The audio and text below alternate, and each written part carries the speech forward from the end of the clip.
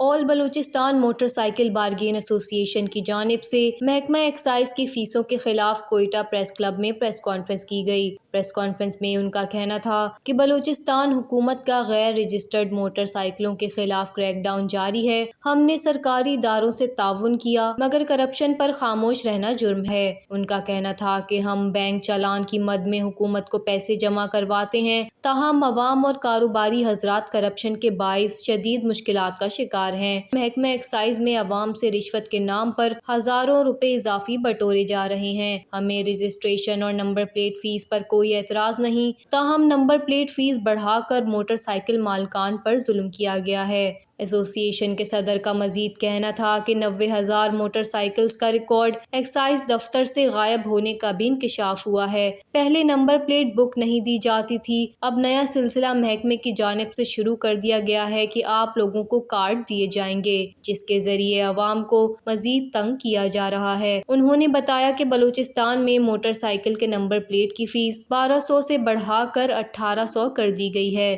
جبکہ ٹرک کے number plate کی فیس 2000 روپے مقرر کی گئی ہے۔ ان کا کہنا تھا کہ فیسوں میں یہ اضافہ ہمارے لیے ناقابل قبول ہے۔ آل بلوچستان موٹر سائیکل بارگین ایسوسی ایشن کے صدر نے کہا کہ ہم کرپشن مافیا کے خلاف کارروائی، جبکہ چیف جسٹس بلوچستان اور وزیر اعلیٰ بلوچستان سے بھی نوٹس لینے کی اپیل کرتے ہیں۔ اگر ہماری شکایات پر عمل نہ ہوا تو ایسوسی ایشن کی جانب سے احتجاج اور شٹر ڈاؤن ہڑتال کی جائے گی۔